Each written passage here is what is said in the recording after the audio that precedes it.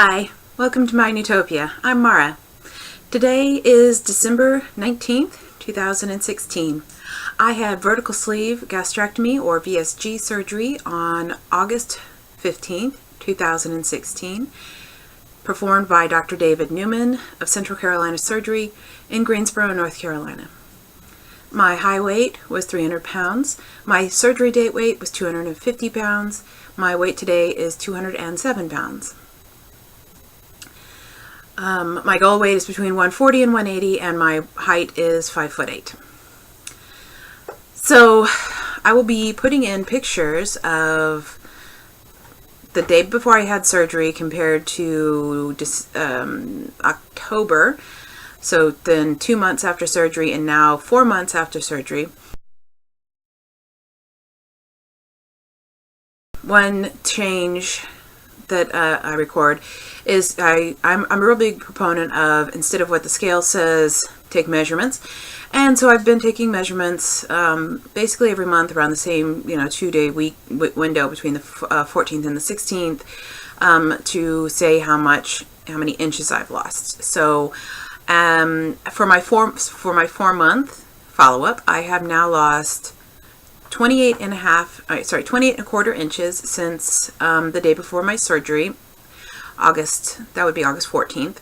And from 2 months ago, I have lost an additional 10 inches.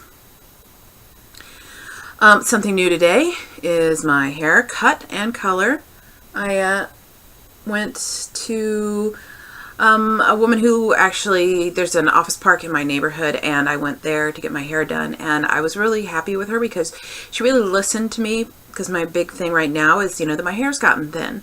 And so I was concerned that, about making it too short so that it would look really, thinner maybe, or leaving it too long because longer hair weighs the hair down. So she and I talked about it. She played with my hair a little bit. She pulled it up. She pulled some strands down and showed me some stuff online that she was kind of thinking of. And then as she was actually cutting it, she kind of changed her mind. She's like, well, I actually kind of like this a little bit longer on the sides, which originally had been going to be much shorter. And I was like, yeah, it's soft, it's feminine, and yeah, anyway, so I think getting a good hairdresser when your hair is getting thin is really important. So then the other thing is I've just colored my hair today. It looks very turquoise. I was really kind of going for, I really wanted more of like a pine green or an emerald green, but I think it's a lot more turquoise than I had originally intended. And I've had turquoise hair before and I like it. I mean, this is just a darker turquoise. I was hoping that it was going to make my hair look thinner. I mean, not as thin, and I think that's actually worked out. Can see a lot of the skin through, and of course there's still some of the dye. I have such issues with which way is which on the camera. Some of the dye is still on my scalp, and that'll come off after some more shampoos. I already shampooed it like 3 times today, but it just takes time to get that extra pigment off. So one thing that some people have said is, well, if you want your hair to be thicker, why don't you stop dyeing it? Well, that really has nothing to do with my particular way I color my hair. First of all, I use a semi-permanent, or temporary rather, hair color. So today is Manic Panic Emerald Forest. And it's one of those things that's supposed to wash off in between 5 and 35 washes, and depending on the person and whatever. But my hair is very, very gray. I started going gray when I was 19, and it's just continued going gray. So I don't bleach my hair or anything to get it to keep the color. And as if you've seen my videos before, you've seen my hair a variety of different colors, and it's all temporary. I mean, for me, it will last for months. 3 to 4 months, sometimes 6 months, depending on the color and the thickness of the pigment. So this one has a lot of pigment in it, and it just naturally bonds to the, it's chemical, but it's not like harshly chemical, not like bleaching or going to get your hair professionally permanently dyed is.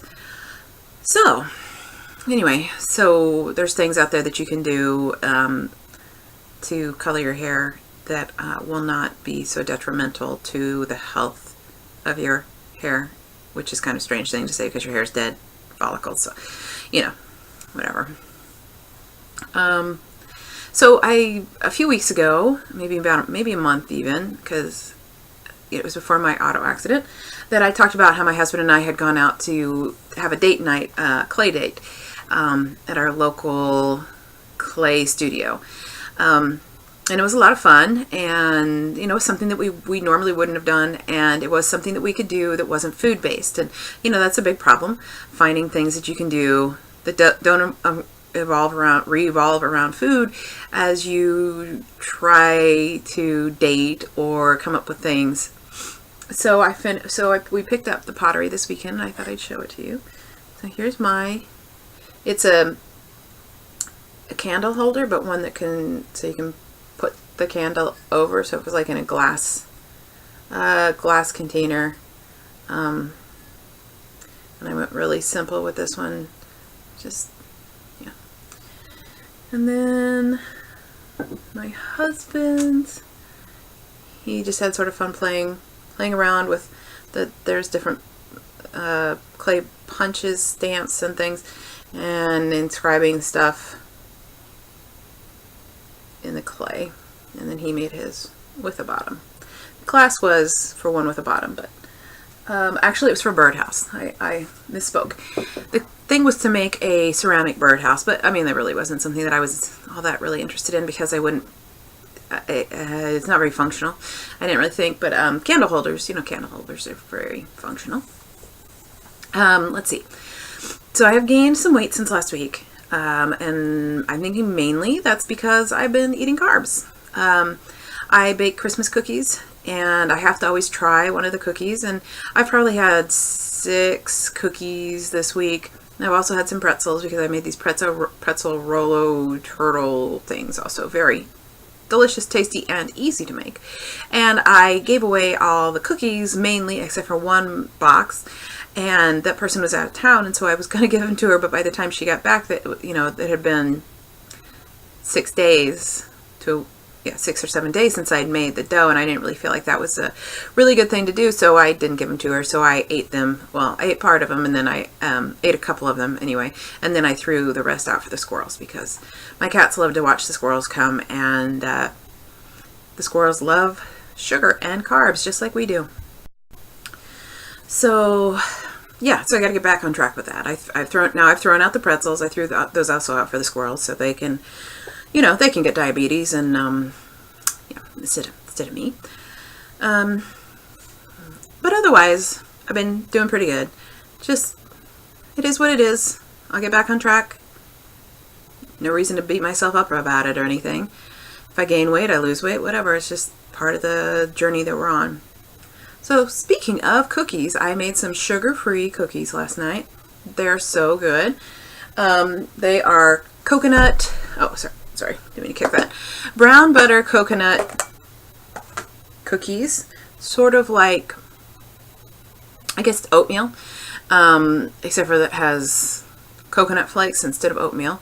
And I've already thought of a couple ways to change them up, because I was like, oh, they could use a little cinnamon, they could use some chopped roasted pecans. That'd be nice. But I'm going to put the link in the bottom, in the description. So here's one of the cookies. It's really, really quite tasty. And sugar-free. And if you're looking for things that taste just like, sugared cookies for the holidays, this is a really easy thing to make. So, thought I'd mention that. I'm getting ready to go up for my see family that I have not seen since before the surgery. I saw them in April, and then I had the surgery in August, and so I hadn't even lost any weight when I saw them, because I started losing weight in June, as I've mentioned before, and I had started out at 280, and I'd lost 30 pounds before the surgery. So I haven't seen them since I was 280, and so this is going to be interesting to see if they act any different around me, because so far I've not had that. I've mentioned that my mom, has occasionally been either wanting to feed me sweets that I would normally have eaten, or afraid to go out and eat with me because I won't be able to find anything, which is all a lie, because anywhere I have gone, I've been able to find something. I mean, I could even go to an Italian restaurant and get stuff that's not pasta. So don't worry about, that.